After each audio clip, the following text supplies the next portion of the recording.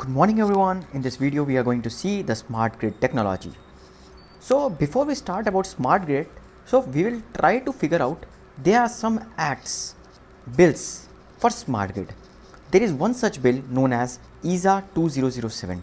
ESA bill was proposed in 2007 and what ESA bill was saying was it supports the modernization of what? The transmission part and the distribution part for reliable and secure electricity infrastructure. तो basically हमारे पास जो ये bill होता है it provide description of 10 characteristics total that can be considered the definition of smart grid.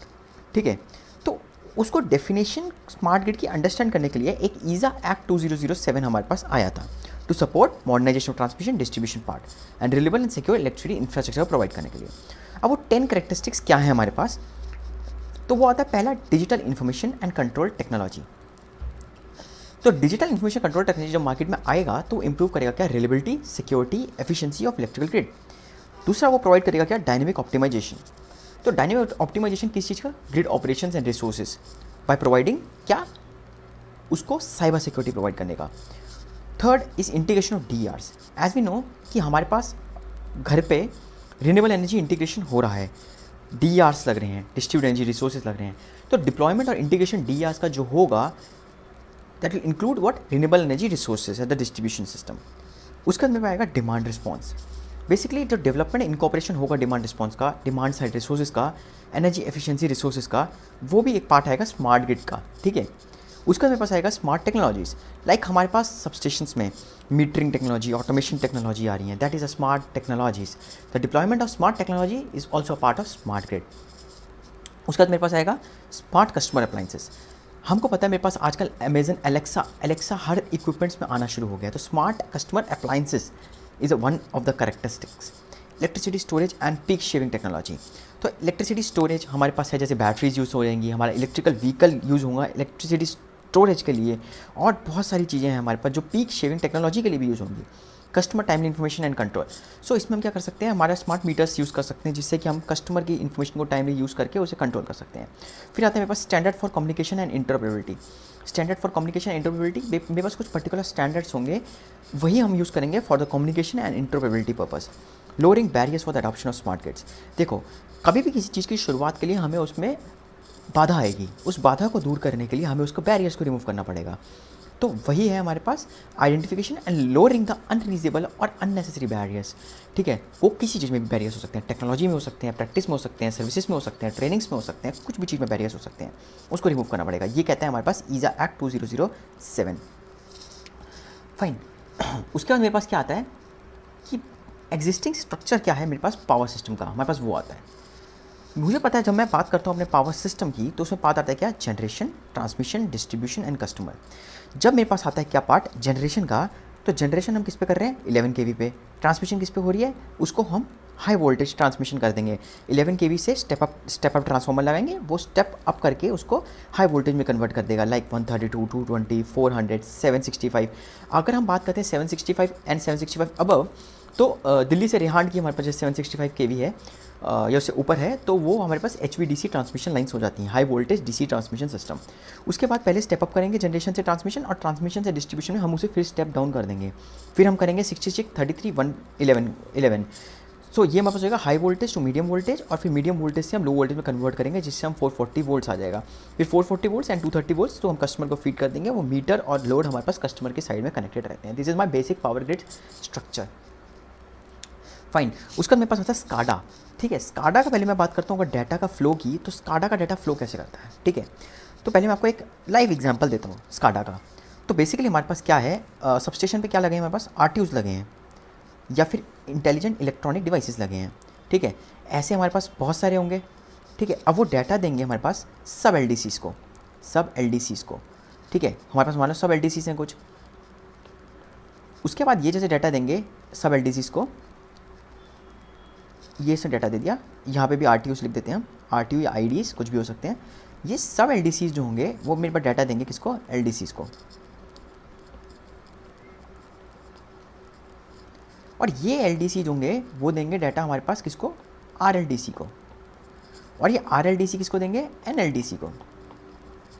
तो basically अब ये क्या है, देखो यहाँ से यहाँ तक जो डाटा जाएगा वो 10 से 20 सेकंड में जाएगा, उसके ऊपर जो डाटा जाएगा वो 10 सेकंड्स में जाएगा, उसके ऊपर जो डाटा जाएगा वो 10 सेकंड में जाएगा, और फिर इसके ऊपर भी हम 10 सेकंड में जाएगा। तो ये हो गया नेशनल लोड डिस्पैच सेंटर, ये हो गया रीजनल लोड डिस्पैच सेंटर, ये हो गया लोड डिस्पैच सेंटर, ये हो गया सब लोड डिस्पैच सेंटर। तो और RTO हो गया रिमोट टर्मिनल यूनिट, और ID हो गया इंटेलिजेंट इलेक्ट्रॉनिक डिवाइसेस जो हमारे सबस्टेशन पे लगे रहते हैं। उसके बाद हमारे पास जो नेक्स्ट पार्ट आता है वो आता है what is the role of NLDC, RLDC, SLDC। तो जब मैं बात करता हूँ हमारे पास कि NLDC, ठीक है, तो जब मैं बात करता हूँ हमारे पास NLDC की, तो ये क्या करेगा, ये मॉनिटर करेगा। अब देखो जैसे हमारे पास फैमिली ट्री होता है घर में, कि हमारे पास पापा होंगे, उनके नीचे बच्चे होंगे, उनके 2 बच्चे होंगे, उनके नीचे और बच्चे होंगे, और उनके नीचे और छोटे छोटे बच्चे होंगे। अगर हम इस तरीके से पढ़ें इस चीज़ को, तो NLDC जो आएगा वो आएगा कि वो monitoring operation of national grid, इसके लिए काम आएगा। और तो और ये ग्रिड सिक्योरिटी प्रोवाइड करेगा। देखो सबसे ऊपर पापा हैं हमारे, तो वो क्या करते हैं, हम सबका मॉनिटर करते हैं कि हम क्या क्या सब कर रहे हैं, ठीक है। वो हमें क्या करते हैं, सिक्योरिटी भी प्रोवाइड करते हैं कि कुछ प्रॉब्लम तो नहीं हो रही। उसके बाद वो रिस्टोरेशन का भी काम करते हैं। मान लो कुछ प्रॉब्लम आ गई तो उसको ठीक कैसे करना है, रिस्टोर कैसे करना है हमारी नेशनल ग्रिड को, उसके लिए काम करते हैं। हमारी एफिशिएंसी को इंप्रूव करते हैं, सिस्टम की इकोनॉमी, हमें कोई फाइनेंशियल हेल्प चाहिए होती है तो वही देंगे हमारे को, है ना। तो यही हमारे पास काम होता है किसका, NLDC का। अब NLDC का जो काम है वो सुपरवाइज़ करेगा किसको, RLDC को।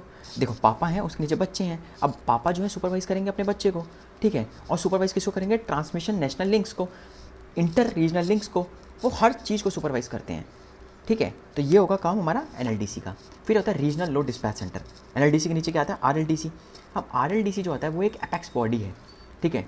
अब उसका काम क्या है, ये लाइसेंसी का काम है, जनरेटिंग कंपनी का काम है, इसमें जनरेटिंग स्टेशन का काम है, सब स्टेशन। बिकॉज इसके अंदर हमारे बहुत सब स्टेशन आ जाते हैं। मान लो ये पापा थे, पापा का एक छोटा बच्चा था RLDC, इस RLDC के अंदर बहुत सारे बच्चे हैं जो कि जनरेटिंग स्टेशन, सब स्टेशन हैं।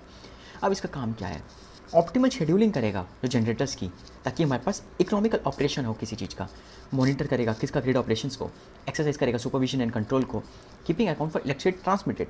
देखो अब क्या करेगा, पापा ने तो पैसा दिया पर जो पैसा कहाँ गया उसको देखेगा, मॉनिटर करेगा कि वो कैसा सही जा रहा है नहीं जा रहा, रियल टाइम ऑपरेशन को देखेगा।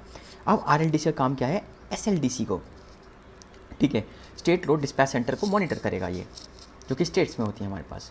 तो SLDC का काम क्या हो गया, ये भी ऑप्टिमम शेड्यूलिंग एंड डिस्पैच में काम करेगा, मॉनिटर ग्रिड ऑपरेशंस करेगा, कीपिंग अकाउंट फॉर इलेक्ट्रिसिटी करेगा, real time operations, exercise supervision and control.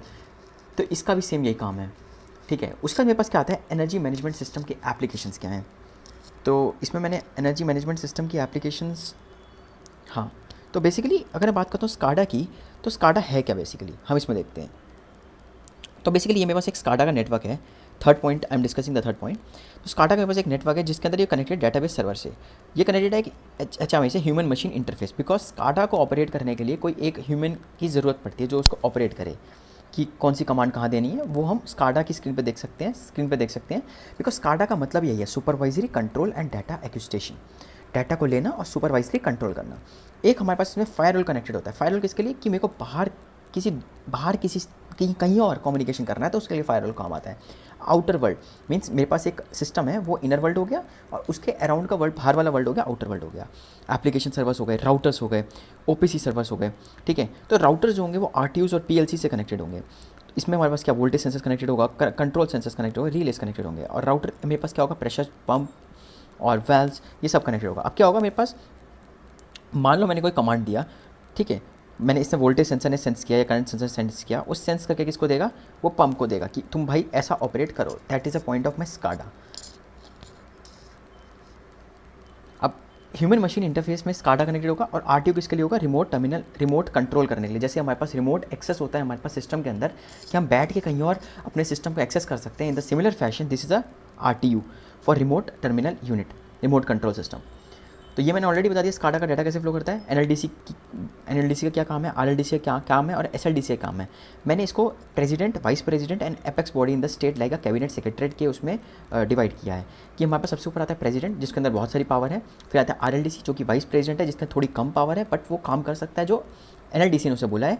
और सिमिलर कैबिनेट सेक्रेटरी जो काम करते हैं हमारे पास डायरेक्टली अंदर था प्राइम मिनिस्टर, उसका वो एपेक्स बॉडी होती है स्टेट की, सुपरवाइज करती है जनरेटिंग कंपनी को, ठीक है। फिर आता है मेरे पास क्या, EMS की एप्लीकेशन क्या है। तो मुझे पता है एनर्जी मैनेजमेंट सिस्टम, ये क्या करेगा, कलेक्ट करेगा energy measurement data from the field and make it applicable to user to the graphics and online monitoring tool. ठीक है, अब ये क्या है, मेरे पास एक सिस्टम है EMS, एनर्जी मैनेजमेंट सिस्टम। तो मान लो मेरे पास एक घर है, ठीक है, मेरे पास एक घर है। अब ये क्या करेगा, EMS उसमें से डाटा लेगा फील्ड में से, ठीक है, फील्ड में से डाटा लेगा and make it available to the user through online graphics. मान लो EMS एनर्जी मैनेजमेंट सिस्टम की बात करता हूँ, फील्ड में से क्या डाटा लेगा, मान लो उसने वोल्टेज ले लिया, उसने करंट ले लिया और ग्राफिकल फॉर्म में उसने उसको कस्टमर को रिप्रेजेंट कर दिया कि भाई तुम्हारा डाटा ऐसा आएगा। तो ये हमारे पास EMS की एप्लीकेशन हुई। RTU क्या है, अब अगर बात करता हूँ RTU की, it connect hardware in the field to the SCADA और डिस्ट्रीब्यूशन कंट्रोल सिस्टम, RTU हो जाएगा मेरे पास। अब RTU मेरे पास क्या है, मेरे पास माइक्रो प्रोसेसर बेस्ड है। ये क्या करता है, कनेक्ट करता है क्या, hardware in the field.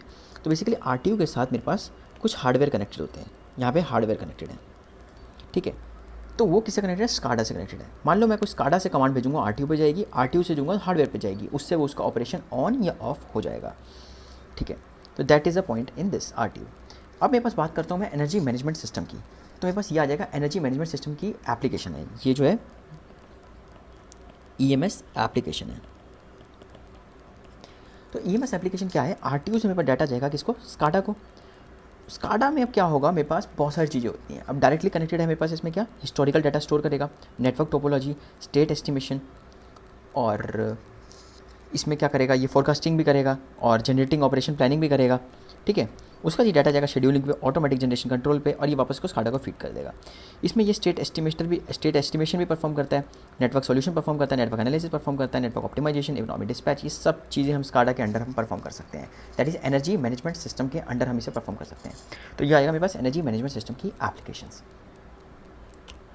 Basically यही कर रहा है, ये डाटा ले रहा है फील्ड से और make it available to the graphic and online monitoring tools, these are online the monitoring tools. अब मैं बात करता हूँ किसकी, स्टेट एस्टिमेटर की। तो स्टेट एस्टिमेटर होता क्या है, तो स्टेट एस्टिमेटर का मतलब ये किसी चीज़ का आकलन करना। तो ये क्या करेगा, प्रोसेस करेगा in perfect information available and produce a best possible estimate of the true state of the system. Like क्या करेगा, ये कंपेयर करेगा पास्ट वैल्यू को एंड प्रेजेंट वैल्यू को और मिनिमाइज करने की कोशिश करेगा किसको, एरर को। प्रोसेस करेगा किसको, इम्परफेक्ट इन्फॉर्मेशन को। मान लो मेरे पास कोई डाटा आ रहा है, उसके अंदर कुछ एरर है, तो उसको ये प्रोसेस करेगा और मेक इट अवेलेबल। तो जो पॉसिबल बेस्ट पॉसिबल फॉर्म होगा सॉल्यूशन का, वो उसको प्रोवाइड करेगा। तो दैट इज़ व्हाट आकलन करना। मान लो मुझे एक जंप करनी है, तो मैं उसका एस्टिमेट करूँगा कि क्या मैं वो जंप कर सकता हूँ, और मैं बेस्ट पॉसिबल वे में उस जंप को कोशिश करूँगा करने का। That is my state estimation. उसके बाद नेटवर्क एनालिसिस। नेटवर्क एनालिसिस में आते हैं दो तरीके के, शॉर्ट सर्किट एनालिसिस और कॉन्टीजेंसी एनालिसिस। हम इसको आगे फ्यूचर में पढ़ेंगे कि क्या क्या ये होते हैं हमारे पास। फिर आते हैं मेरे SCADA का चैलेंज क्या है। SCADA का चैलेंज ये है कि वो स्लो डाटा रिपोर्टिंग डेटा है, बहुत स्लो डाटा आता है, उसमें सिक्योरिटी इशूज़ आ जाते हैं, ऑपरेटर ड्राइवन है, एक बंदा चाहिए होगा हमें हमेशा काम करने के लिए, इंटरऑपरेबिलिटी इशूज़ आ जाते हैं, सेंट्रलाइज आर्किटेक्चर है बिकॉज इसमें क्लाइंट और सर्वर की ज़रूरत होती है, और न्यू टेक्नोलॉजी इंटीग्रेशन लिमिटेशन। मान लो एक हम कोई इक्विपमेंट यूज़ कर रहे हैं, वो बहुत नई टेक्नोलॉजी का है, ठीक है, और एक और मैन्युफैक्चरर है, उसने एक नई टेक्नोलॉजी का इंस्ट्रूमेंट इन्वेंट कर दिया। अब मुझे उसको आपस में कम्युनिकेट करवाने के लिए बहुत इशू फेस करना पड़ेगा, तो इंटीग्रेशन ऑफ न्यू टेक्नोलॉजी बहुत दिक्कत होगा। तो no openness to environment, limited complexity handling है, नो रोबस्टनेस, बहुत सारी इसकी प्रॉब्लम्स है SCADA की। फिर उसके बाद मेरे पास आता है IT एंड OT। जब हम बात करते हैं IT और OT की, तो IT जो है वो बहुत पुरानी है ना, बट उससे पुराना क्या है, OT है, राइट। तो मैं बात करता हूँ अगर OT की, तो OT क्या है, ऑपरेशनल टेक्नोलॉजी, IT क्या है, इन्फॉर्मेशन टेक्नोलॉजी। हमें पता है जब मैं इन्फॉर्मेशन टेक्नोलॉजी की बात करता हूँ तो वो होता है क्या, application of computers to process, transmit and store the data. ये बेसिकली कहाँ लेवल में यूज़ होती है, ये हमारे पास जो अगर हम लेवल्स बनाते हैं तो ये हमारी बिजनेस लेवल और एंटरप्राइज लेवल में यूज़ होती है, जिसमें हमारे आता है CRM, ERP, billing, MIS, dashboarding. Even though अगर हम बात करते हैं वायरलेस टेक्नोलॉजी की, इट्स वेरी लेटेस्ट, 2000 में ही हमारा वायरलेस टेक्नोलॉजी शुरू हुआ है। Cloud computing, big data, IoT 2010 में, it's very latest technology, big data, cloud computing. तो अगर बात करता हूँ ERP जिसमें ऊपर यूज़ किया, that is enterprise resource planning, and CRM is customer relationship management. ये सारी चीज़ें हमारे पास बिजनेस लेवल पर मेंटेन होती है, इसलिए हमारे पास यहाँ IT काम आता है। अगर बात करता हूँ OT की, OT में बस क्या है, SCADA या फिर एनर्जी मैनेजमेंट सिस्टम, वो एक एम्ब्रेला टर्म है जिसके अंदर हम ये सब यूज़ करते हैं। ये इंक्लूड करता है कि इसको SCADA को, एनर्जी मैनेजमेंट सिस्टम को, DMS को, OMS को, DCS को, SAS को, ये सब मेरा इंक्लूड करता है OT में। जहाँ पे किसी सिस्टम का ऑपरेट करना पड़ेगा वहाँ पे मेरे पास ऑपरेशन टेक्नोलॉजी यूज़ होगी। इसमें हार्डवेयर प्लस सॉफ्टवेयर दोनों आता है। हार्डवेयर में monitor and control physical equipment, ठीक है, हार्डवेयर प्लस सॉफ्टवेयर इंटीग्रेट करके उसको मॉनिटर करेंगे फिजिकल इक्विपमेंट्स को। ये कहाँ यूज़ हो सकता है, वाटर में हो सकता है, गैस में हो सकता है, इलेक्ट्रिसिटी में हो सकता है, critical infrastructure plus automatic processing. तो मेरे पास IT OT का चैलेंज क्या है, ठीक है। अब पहली बात तो ये इंडिपेंडेंट है, मतलब आईटी जो है वो अलग फील्ड अलग चीज़ के लिए बनी थी, ओटी मेरी अलग चीज़ के लिए बनी थी। आईटी बिजनेस के लिए, ओटी मेरी कंट्रोल के लिए। ओटी प्रॉपर्टी है, ओनरशिप प्रोवाइड करती है, ठीक है, पर्टिकुलर एक ओनरशिप द्वारा ओन की गई है। बैरियर टू इंटीग्रेशन क्या है, मल्टीपल डाटा सोर्सेज हैं, SCADA, EMS, DCS, not for data manipulation, ठीक है। पावर सिस्टम एक बहुत नीच डोमेन है, बहुत स्पेसिफिक डोमेन है, इसलिए वो एक चैलेंज है हमारे पास जो कि प्रोवाइड करता है बैरियर टू इंटीग्रेशन। फिर उसके बाद मैं बात करता हूँ नीड फॉर इंटीग्रेशन। तो नीड फॉर इंटीग्रेशन क्यों हमें ज़रूरत है आईटी ओटी के इंटीग्रेट करने की, क्योंकि वो सिक्योरिटी प्रोवाइड करेगा। ग्रोइंग इंटेलिजेंट डिवाइसेस, मुझे पता है आजकल मेरे smart meter, smart device, PMU सब इंक्रीज़ हो रहे हैं, स्मार्टनेस की तरफ हम बढ़ रहे हैं। जब इंसान स्मार्ट बढ़ रहे हैं, इक्विपमेंट स्मार्ट बढ़ रहे हैं, तो क्यों ना हम इन दोनों को इंटीग्रेट करके स्मार्टनेस को और एनहांस करें, उसकी सिक्योरिटी को एनहांस करें। डुप्लीकेट जो होगा हमारा स्टाफ, मतलब जो आईटी और ओटी में अलग अलग स्टाफ्स लग रहे हैं, उनको हटा के एक ही स्टाफ को हम ट्रेनिंग प्रोवाइड करें, और ताकि हमारा स्टाफ कम हो जाए। आईटी जो है हमारे पास एडवांस एंड मैच्योर है, like big data, IoT, that is the point. तो अब इससे हम क्या कर सकते हैं, दो बंदे हम उनको मिला के खूबी जो होगी एक के अंदर हम इम्बाइब कर सकते हैं। That is my point of need for IT OT integration. Benefits, अब बेनिफिट क्या है मेरे पास, ऑटोमेशन बढ़ेगा, सेंसिंग बढ़ेगा, विजिबिलिटी बढ़ेगा, मोर रिस्पॉन्सिव सिस्टम हो जाएगा, एक्यूरेट एंड टाइमली फ्लो होगा इन्फॉर्मेशन का, कस्टमर को सेटिस्फैक्शन इंप्रूव होगा, स्टेक होल्डर्स का सेटिस्फैक्शन इंप्रूव होगा, improve the flow of information. तो ये मेरे पास आ जाएंगे benefits of IT OT integration. उसके बाद मेरे पास आता है क्या, स्मार्ट ग्रिड ओवरव्यू।